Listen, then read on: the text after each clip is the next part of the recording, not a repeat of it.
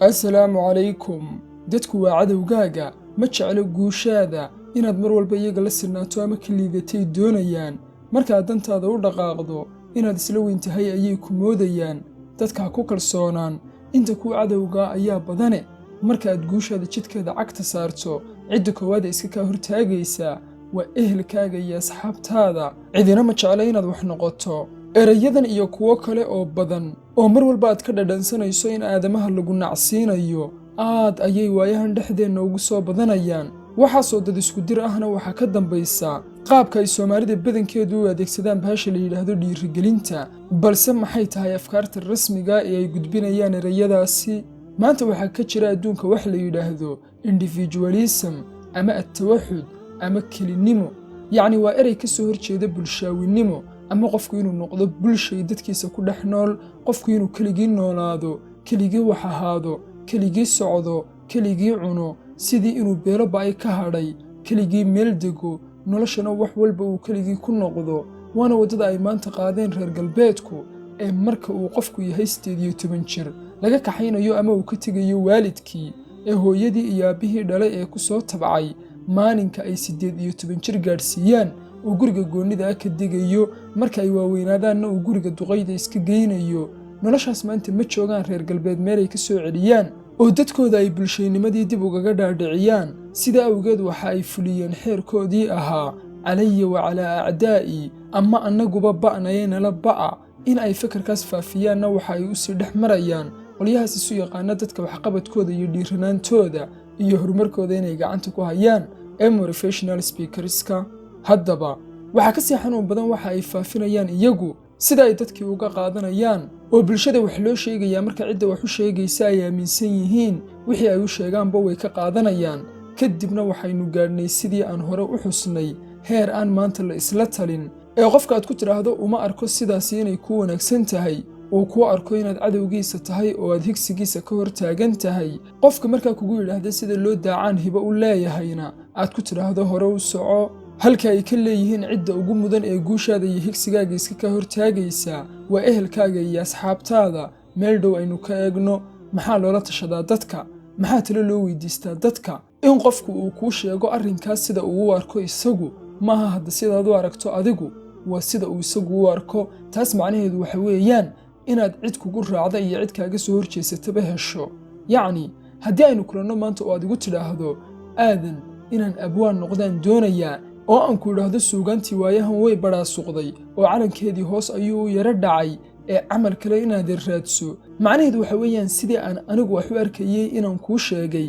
ama sidii aan anigu samayn lahaa inaan adigana kuu sheegay. adiguna waxaba aad doonaysay in sidaadaan kugu taageero oo xiisahaaga kuu raaco. haddii aad tahay qof garaad leh oo aanay dhiirigelintan liidataa dabada ka riixayn ee si madax bannaan oo caqli iyo garaad leh u fikiraya, aniga iyo inta kale ee qof ee ehel iyo asxaabba leh ee qof waliba dhanka uu ka arkayay arrinkaasuu iska taagay, inta aad ra'yigooda ururiso oo isku shiiddo oo kala shaandhayso ayaad sida adigu aad dantaada u arkayso kala soo dhex baxaysaa. kadibna waad ku intifaacaysaa. haddiise ay dhiirigelini kaa buuxday, dhammaantayo waxaad noo arkaysaa inaannu nahay cadow kaa hortaagan hankaaga iyo himiladaada oo aan guushaada jeclayn ee inaad iyaga la mid ahaato doonaya. sidaa awgeed marka ay maanta bateen dadka kuwii dhiirigelintaasi dabada ka riixaysay ee cidda aan la fikirka ahaynba u arkayay cadowga, waxa meesha ka baxay isla talintii iyo wax isu sheegii. heer aynu marayno iyada oo la arkayo inaad qaldan tahay oo waddo kuu daran aad hayso. haddii qofkii uu dareensan yahay in haddii uu kula taliyo aad si kale u arkayso,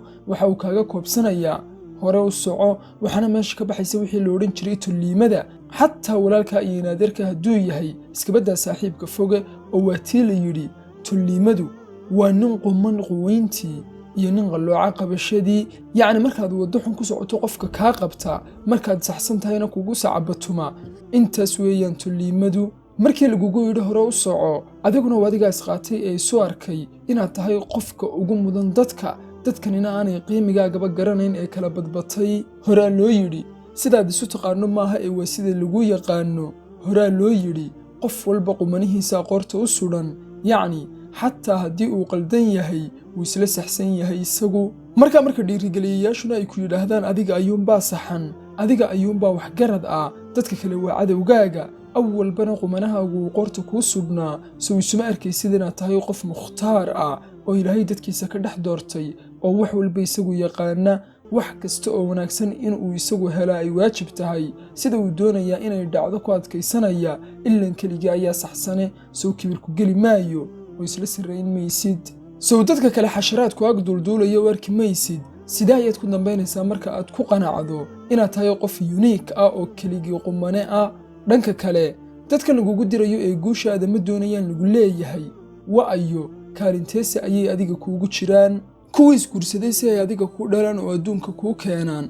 waa dad hooyadii 9 bilood kula silcaysay waa dad aabbihii ilaa intii aad isku filaanaysay aad dhididkiisa cunaysay waa dad kuwa ku farxay dhalashadaadii waa dad kuwa yaraantaadii kula ciyaari jiray adiga oo aan garasho iyo xasuus midna lahayn ee ku qaadqaadi jiray ee inaad dhacdo kaa ilaalin jiray waa dad kuwa adiga oo aan ogeyn kugu faanayay ee dadka kale kuugu dhoolo tusanayay waa dad kuwa wax ku soo baray ee malcaamadda iyo iskuulka macallimiinta kuugu ahaa waa dad kuwa iyagu ahaa shamaca baxaya ee adiga ku daaray ee macallimiinta iyo barayaasha ku ahaa ee garaadkaagan heerkan soo gaadhsiiyey waa dad kuwa suuro geliyay inaad dugsi hesho ama malcaamad aad dhigataa waa dad oo haddii la waayo carruur badan oo dugsiga ama malcaamadda soo xaadirta oo dhigata haba yaraato lama fureen malcaamad haddii aan goobahaas la samaynna waxba ma aadan barateen sida awgeed dadka daraaddood ayaad wax u soo baratay waxna ku soo baratay kuwa sugayay maalinkaad qalin jebinayso ee waalid iyo macallimiin iyo asxaabba lihi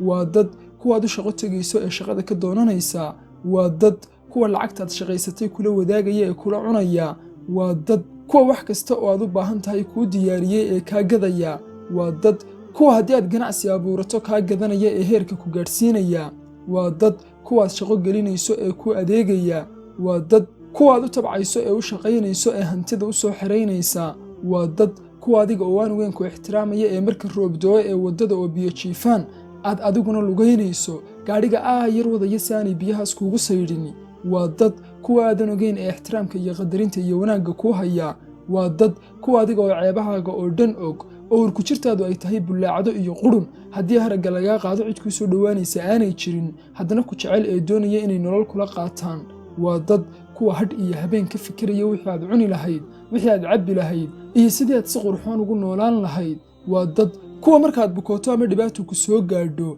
ama lagu xidho ku soo booqanaya ee kaa warhaynaya waa dad kuwa marka aad dhimato ku maydhaya ee xumaystaadii iyo cawradaadii inta ay nadiifiyaan ku daahirinaya waa dad kuwa marka meydkaaga masjidka la keeno inta ay safafiso taagaan iyagoo hawlo iyo dana kale leh oo hadduu doono masjidku uu kuleel yahay haddana kugu tukanaya ee ilaahay naxariista iyo dembidhaafka ku weydiinaya waa dad kuwa aaskaaga raacaya ee qabriga ku geynaya ee luxudka ku dhigaya ee inta ay ku aasaan weliba xabaashaada moosaya si aanay biyo fadhiisin u yeelan oo aanay kuugu dumin ee inta ay ku dul fadhiistaan kaa dul ducaynaya waa dad kuwa ugu dambaynta ku soo xasuusanaya ee mar walba magacaaga hadal haynaya ee marka lagu soo hadal qaado ama aad xumaatid ama aad wanaagsanaatide ilaahay naxariista ku weydiinaya waa dad ma haysaa markaa hal sabab oo aad ku nacdo dadka oo dhan si walba noloshaadu dad ayay ku xidhan tahay dad ayaa barbilow u ah dad ayaana bardhammaad u ahe xididkaaga iyo xigaalkaaguba waa dad kuwaad hadhow ka guursanayso ee sodoga iyo sodohda kuu noqonaya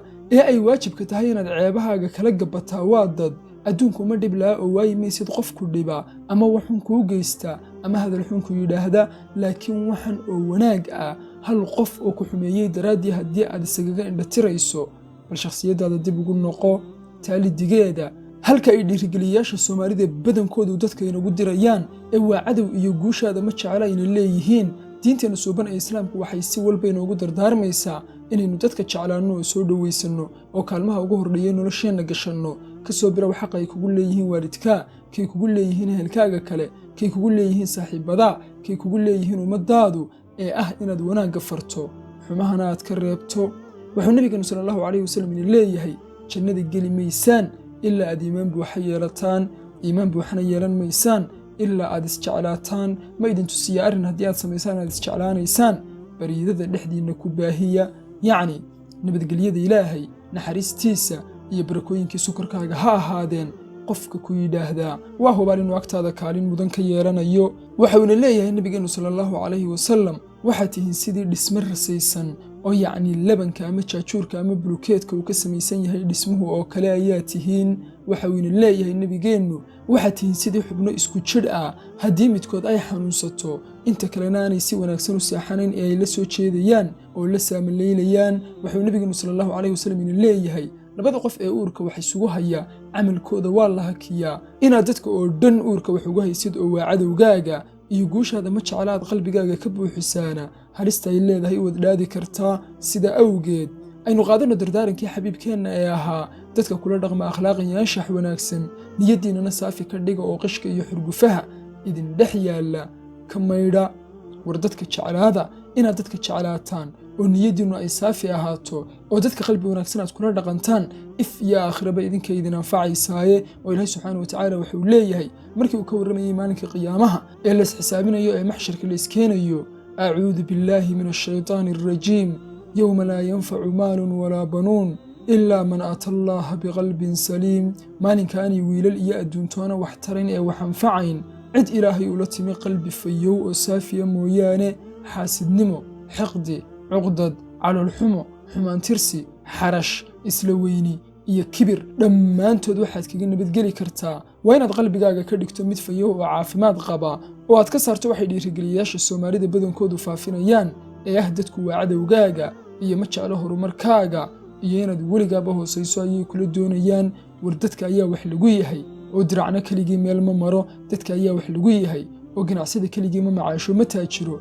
dadka ayaa wax lagu yahay oo aqoon-yahan keligii aqoon ma helo ee buugga uu akhriyayo dad ayaa qoray, cilmiga uu dhiganayo dad ayaa qoray, internetka uu isticmaalaya wax ka baadhayana dad ayaa diyaariyey. dadka ayaa wax lagu yahay. markastoo aad dadka ka fogaatana ka bilow ehelkaaga iyo asxaabtaada oo noloshaada wad sii faquuqaysaa. inaad wax noqotona cadowga koowaad ee hortaagane adiga naftaadu noqonayaa. markastoo aad dadka kaaga dhowaato, soo dhowaysato, jacayl iyo maxabo u muujiso, waxa qiimo kula yeelanaya waxaad haysato, dadka agtoodana qiimaad ka yeelanaysaa. oo waa tii la yidhi nin weliba intuu kuu soo joogsado ayaa loo joogsadaa. markaad maanta intaad halkaa istaagto u aragto ehelkaaga iyo asxaabtaada cadow guushaada hortaagan, iyaguna bartaabarteeda isu kaa soo taagayaan.